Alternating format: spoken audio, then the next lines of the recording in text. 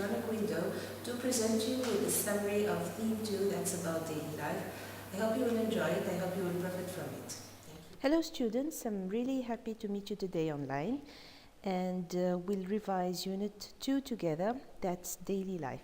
Now first I would like you to bring your books, that's grade 11's student book, okay, UAE English Skills, because we'll need it, okay? Now, as you know, in each theme we have 4 sections, and each section is dealing with a skill. And again, as you know, we have 4 skills that are listening, speaking, reading, and writing. Okay, so here is theme 2. That's dealing with daily life, and we're going to have the general summary of this unit and focusing on the 4 skills to prepare you for the exams. Now, the first skill was about listening, and in this section we dealt with 2 talks about friends and friendship. Now, these are subjects that I'm sure you like a lot. Now, the first talk was about, if you remember, how to make friends. And, well, I guess you discussed this in the classroom, and it's not really easy to make friends. And in this talk, you will have some ideas and some tips on how to make friends. The second talk was about how to keep friends. Again, this is even more difficult than making friends, okay? Because, you know, as you can see the picture, friendship is like a plant, okay? It's like a flower, and you have to take care of. Now, let's deal with the first talk, and we just will know what is the idea behind it and how can this help us. Now, how to make friends? Well, there are 2 main steps. First, we have to make the difference between friends and acquaintances. Well, can I ask you a question? Now, I'm sure that you all know what's the meaning of friends. What's an acquaintance then? Can you think about it? Here we are. Now, acquaintances are people we know from our neighborhood, for example. Not only from our neighborhood, we can even meet them at our workplace, for example. Now, these are not really close people, right? We just say, hello, how are you? And that's it. We do not invite them. We do not talk a lot with them. We do not tell our secrets to them. These are people we just know. Friends? Friends, on the contrary, are people we know and we like a lot. And also, we share lots of interests. Now, what I mean by interest is that we share lots of hobbies, we share secrets, we like doing the same things, etc.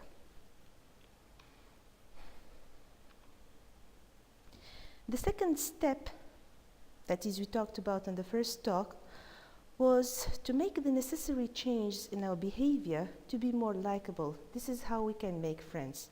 First, we have to start with ourselves, okay? And we need to do some changes so that we are more likable. Now, what I mean by likable is that other people will like us, right? Now, these changes are summarized in this talk as, 7 steps or 7 characteristics. So, yes, the necessary changes are summarized in 7 main characteristics, and for this, please, if you brought your books, you can go to page 34, okay, and activity F, and you will have the definitions of these characteristics. So, the first one is being independent. You know what's the meaning of being independent? Now, I'm sure you dealt with this task in the classroom, but let's revise it again. Now, being independent means that you like to do things on your own. You do not rely all the time and at 100% on the other person. The second characteristic is being positive. Now, being positive, again, this means that you have an optimistic attitude to life. That is, you are a smiling person. You think that every problem has, has a solution, has to have a solution. Third characteristic is to be honest and reliable. What does this mean? It means according to activity F. Again, I'm reading the answers from activity F, page 34, your student book. Well, being honest and reliable means that people can trust you, okay? Fourth, being considerate. Being considerate means that you think about the feelings of other people and you respect other people's feelings. 5, being communicative. What's the meaning of being communicative? Again, this means that you are ready and willing to give information and to listen. Again, listening is very important. 6, you have to be also available. Definition, it means that you are there when a friend needs you, okay? Now, you know, friends are not just for fun and laughing, and sometimes, you know, you need to be there for your friend, okay? And finally, you have to be supportive. Supportive means that you help people rather than criticize them. Now let's move to the second talk. Now the second talk was about how to keep friends. Well, first you need to like other people to keep your friends. How? Well, we saw that there are really 3 key words how to keep friends. And of course I would like to ask you to go to activity E, page 36 in your student book. The 3 keywords are what are called in the listening, if you remember, the 3 A's. The first A stands for acceptance. The second A stands for approval. And the third A is for appreciation. Now let's see the meaning of these 3 words. Now, acceptance means not wanting to change people. That is, you just accept them as they are. Approval means finding something that you like in another person. You approve of this. And finally, appreciation means showing that you value someone, that you accept and approve. Now, in this slide, this gives you an idea about the meaning of acceptance. As you can see, a friend is someone who thinks you're a good egg, even though you're slightly cracked. Okay? I know this is funny, but this is to give you an idea.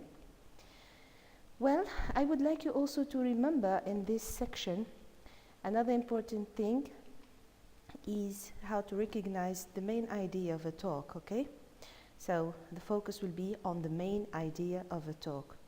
We also need to acquire this skill, that is, we also need to know the main idea of a talk and also of a reading passage. How? Well, some people will get confused between main idea and subject. Do you know the difference between them?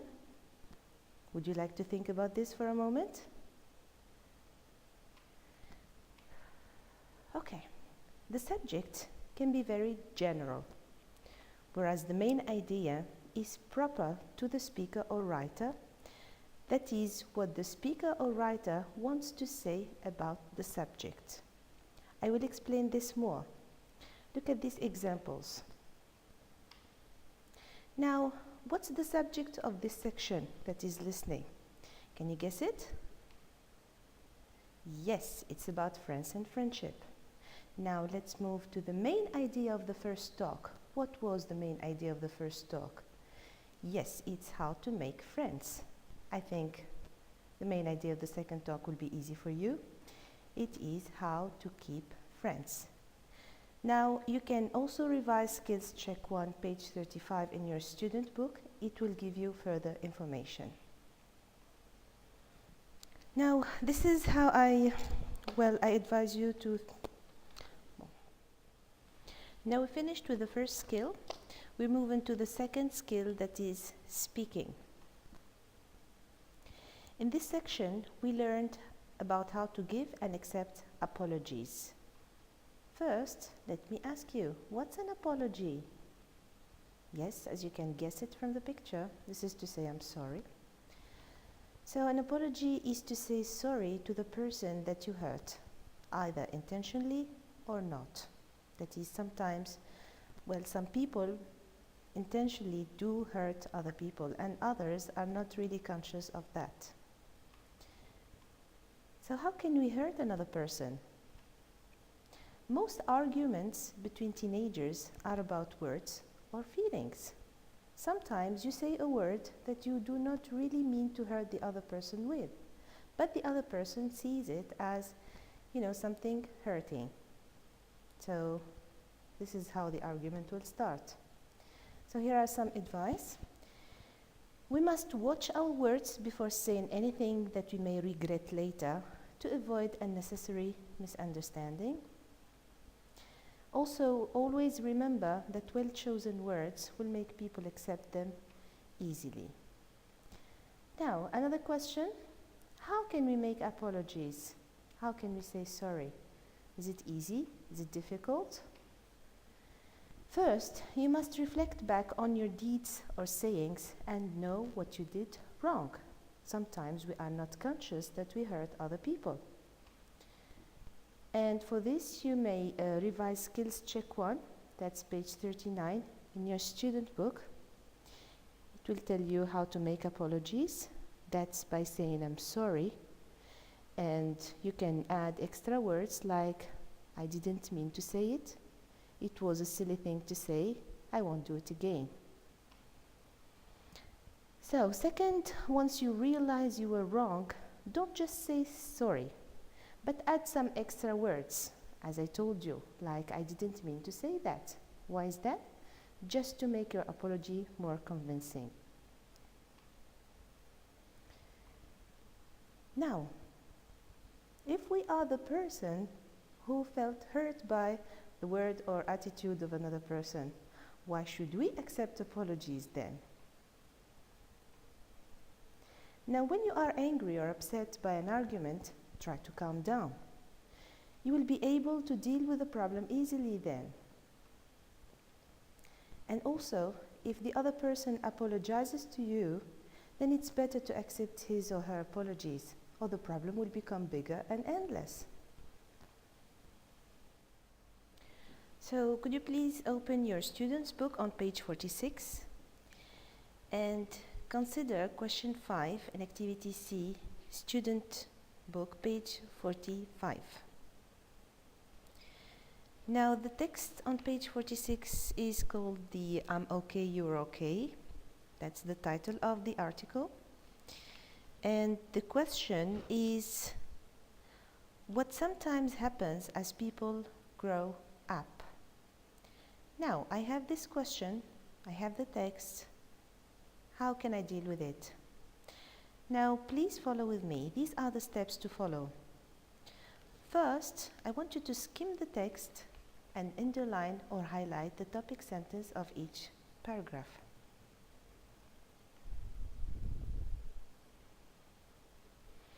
How many paragraphs are there? 6. Yes. Now, I will read the topic sentences for you. First paragraph. Thomas Harris was born in Texas, USA in the 1920s.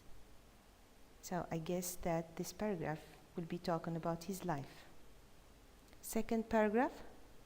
He developed an idea of Eric Burns that is sometimes called the I'm okay, you're okay model. So I guess in this paragraph he will be talking about his idea. Third paragraph. However, Harris thought that people may change as they grow up. I guess this is another idea of Harris. Next paragraph. For Harris, only relationship type 1 is a healthy one. So obviously in this paragraph we'll be talking about relationship type 1. Next paragraph. We will have problems in the other 3 cases. So I think that in this paragraph we'll be talking about problematic relationships, according to Harris, of course. And the last paragraph, the good news is that positions are not fixed. Well, maybe these are also new ideas of Harris, okay? Now, again, next step to do is read question 5, activity C, student book, page 45. I wrote the idea in this slide, if you can see it in red. What sometimes happens as people grow up. Next step, again read all the topic sentences and decide which paragraph is likely to contain the answer for your question. Well, if I reread them all over again, I guess paragraph 3, the topic sentence is, however, Harris thought that people may change as they grow up. Look here, we have the same words repeated in the question. So I will scan this paragraph now. You will focus or scan on this paragraph. It's paragraph 3. Read it carefully and slowly. And now you can answer your question.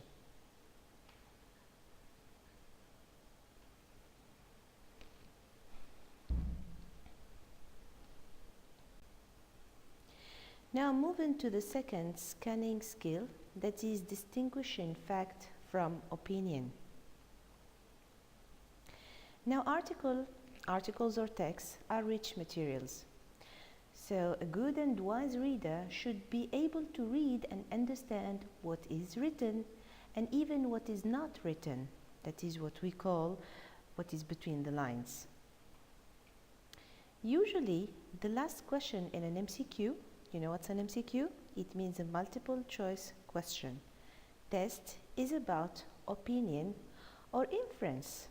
And here are two, well, I guess not really new words for you, but let's explain them. First, we need to make the difference between an opinion and fact. Second, we will understand what is meant by inference. Okay, don't be so puzzled. Opinion, inference, what does this mean? Okay, don't cry for help also, we can find a solution. Now, let's look for the difference between fact and opinion. Could you please go to skills check 1, that's on page 44 in your student book, and also activity B on the same page. Now in this skills check, it's making the difference between a fact and opinion. Okay? It's saying that a fact is a sentence containing some unquestionable information. That is, some information that we do not need to ask any question about it. For example, Byrne, that's Eric Byrne, was born in 1910. That's a fact. An opinion is a sentence containing an idea on which we may agree or disagree. And that's my example. Football is the best sport ever. Well, personally, I don't think so. So, another hint or tip is that sometimes there are some introductory verbs to be used with opinions. That's when you say an opinion, you can start with your sentence with, I think that, or I believe that, explain, point out. These are some introductory verbs to show that you are saying an opinion. Well, the second point here is how can we deal with inference questions in exams? Well, again, please refer back to your student book, page 43, and read the last paragraph in the Are You a Parent, an Adult or a Child article by Eric Byrne. The last paragraph starts in line 37 and ends in line 43 in order to answer the following question. In your opinion, what is the best transaction in Byrne's types of transactions? And here you are given 4 options. A PP transaction, that is parent-parent transaction. A CC transaction, that's a child-child transaction. A PC transaction, it's not about computers, it means parent-child transaction. And last, an AA transaction, that is adult-adult transaction. Now we will imagine that this question can, you can have this question in the exam. How will you deal with it? The answer is not given exactly as it is in the text, so we have to look for it. Now here is the text. The title. Now, I'll do some skimming techniques. I'll use some skimming techniques that we have learned. Read the title. Are you a parent, an adult, or a child? Well, look at the illustration. We have figure 1. It's an example of a PC transaction. And we have also the words husband and wife and stimulus and response. We have another also figure. Now, I will see how many paragraphs I have. 1, 2, 3, 4, and 5 paragraphs. Notice that I highlighted the topic sentences in every paragraph. Let's read them. Eric Berne was born in 1910 in Montreal. Berne's new idea was that people have problems in their life because of their relationships with other people. Berne developed a simple model of behavior between people. We can see an example of a PC transaction, figure 1, and the last paragraph. Now, I can tell you that the questions is about the last paragraph. So let's scan it this time. I will read it. However, problems also arise in transactions. So what I can understand from the topic sentence, that this paragraph will be talking about problems in transactions. For example, difficulties appear if both people in a transaction want to be the parent or both people want to be the child. Problems also arise if one person wants to behave like an adult and the other person responds as a parent or a child, as in figure 2. Notice that the topic sentence of this paragraph is talking about problematic transactions, and the rest of the paragraph mentions examples. If you scan it again or read it closely, you will see that he is mentioning 3 examples. Now, also notice that the first 3 transactions are mentioned in the paragraph, which means that they are given as examples of problematic transactions. What does this mean? So, where's the answer? Which is the best transaction? Do you think it's a parent-parent transaction? No. Is it a child-child transaction? No. Is it a parent-child transaction? No again. So the last one is not mentioned in the paragraph. Adult-adult transaction. What do you think, students? Yes, that's the correct answer. We're moving now to the third scanning skill, and it's about guessing the meaning of new words from context.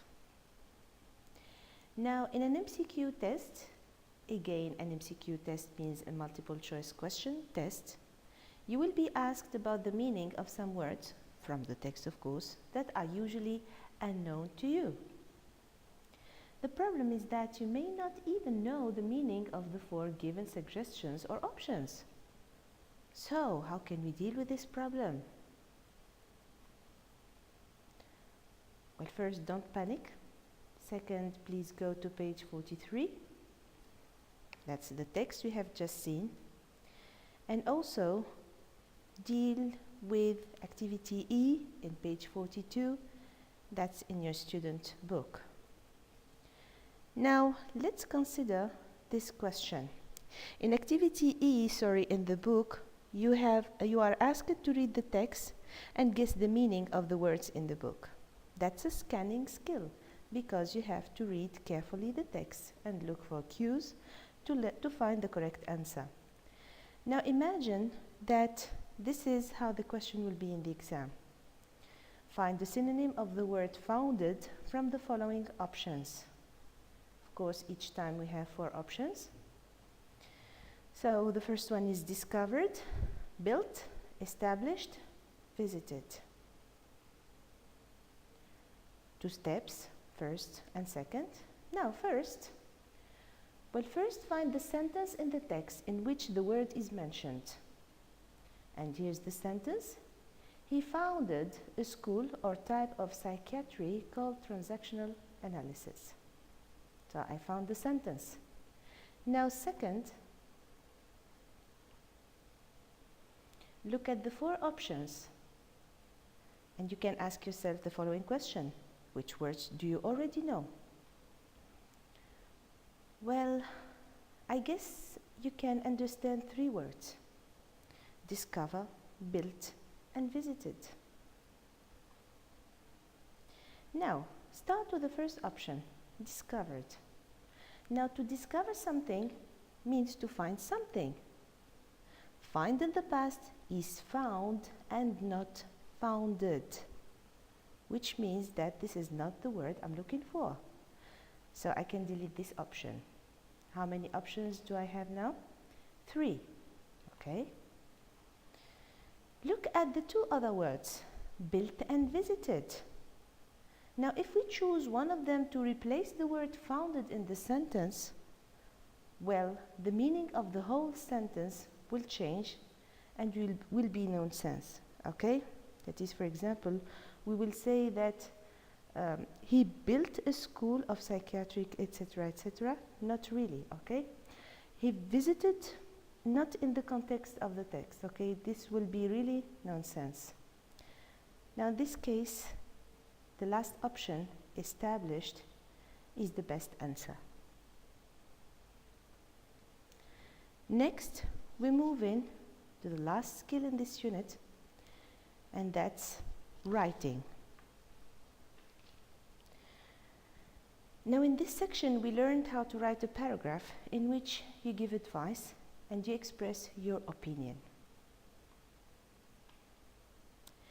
It's good to know that before writing a paragraph about a given subject, you should think about the appropriate ideas that you will include in your writing and the appropriate vocabulary you will use. Please, when you have a writing exam, don't just start writing. Take your time, think about the subject, try to analyze every word, think about any idea that comes to your mind, and then think or even write some of the vocabulary you learned in class and that you think will fit in this writing. Now, in this section, we mainly dealt with the relationship between parents and teenagers. And we had 2 main ideas. The first one is being a good parent and how to deal with the teenage years. You know what's a teenager, I guess? Now, a teenagers, there is the word teen, and we find it in the numbers, that's from 13 to 19. These are teenagers, that is people aged between 13 and 19. The second idea was about how to be a good teenager and how to behave with parents. First, I would like to ask you to think about appropriate words to describe these words. Parents, teenagers, adults. Take some seconds and think about appropriate words you will use when talking about these 3 topics.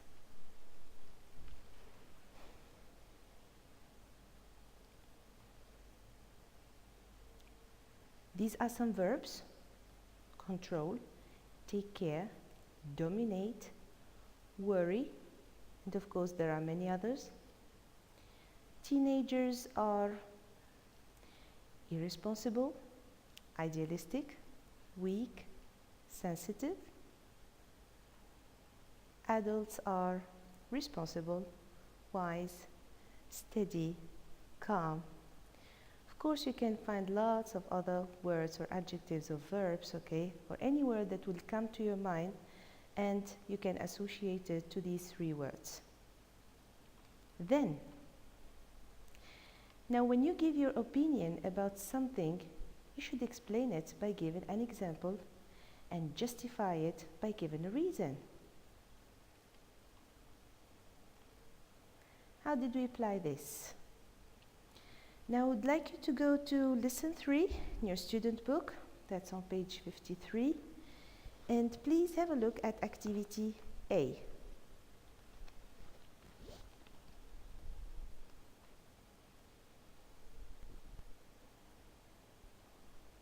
Now in this activity you are given reasons for different pieces of advice. Try to complete the table with the missing piece of advice, the reason and the advice. The first reason: actions speak louder than words. Okay, what is the advice we can get from here? Yes, you can say, follow your own advice. Okay? That is, if you tell your teenagers to do something, start by giving them the example. Okay? What you do will count more than what you will say. The second reason: the devil finds work for idle hands. So what's the advice? Yes, encourage your teenagers to participate in society, go to clubs, etc. Third reason: you cannot rebel if you are part of the decision-making process. Well, what's the advice then? Let your teenager make his or her own decision. Of course, not on everything, but some decisions can be made just by them. Now let's still on the same page in your student book, same lesson 3 and page 53, and have a look at activity C.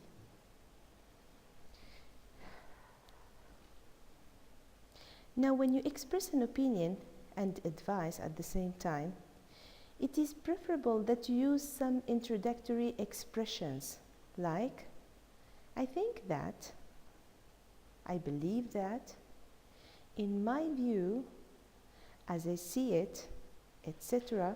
These are not the only 4 introductory expressions. There are more others, okay? Now, could you use some of these expressions, and also should, that's for advice, to rewrite these sentences? That's the first sentence. I think that parents should teach their teenagers to admire good role models.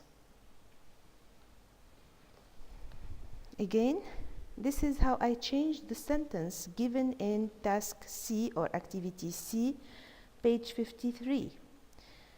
The sentence given in the book was, teach your teenager to admire good role models. I changed it, and now I have, I think that parents should teach their teenagers to admire good role models. Look at the second sentence in your book. Involve your teenager in family decisions. How can I change it? As I see it, parents should listen to their teenagers. Okay? Now, you should know how to write a good reason for advice using a conditional sentence, that is a sentence starting with if. Consider this example. Teach your teenager to admire good role models. Well, I would like you to change it into a paragraph in which you express your opinion, give an example, and also a reason. And this is the result. I think that parents should teach their teenagers to admire good role models. For example, religious leaders or elder members of the family. If they admire bad role models, they may copy their behavior. Now this way, your opinion is very convincing.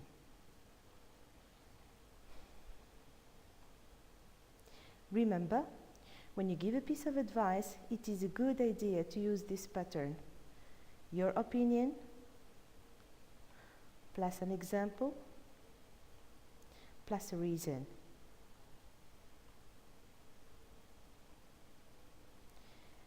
Okay, finally, can you apply what you learned in this sentence? Follow your own advice. How can we apply the pattern that we saw on this sentence?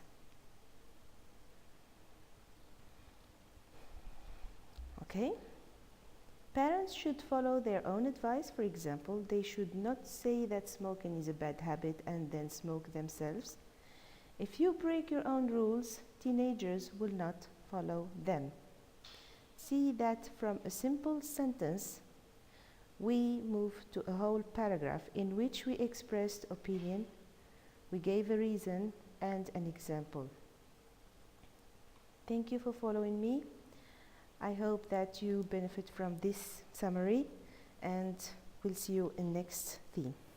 Now this is the end of our lesson. I hope that you enjoyed it and you gained lots of new information and that now you are ready for your exam. See you and thank you very much.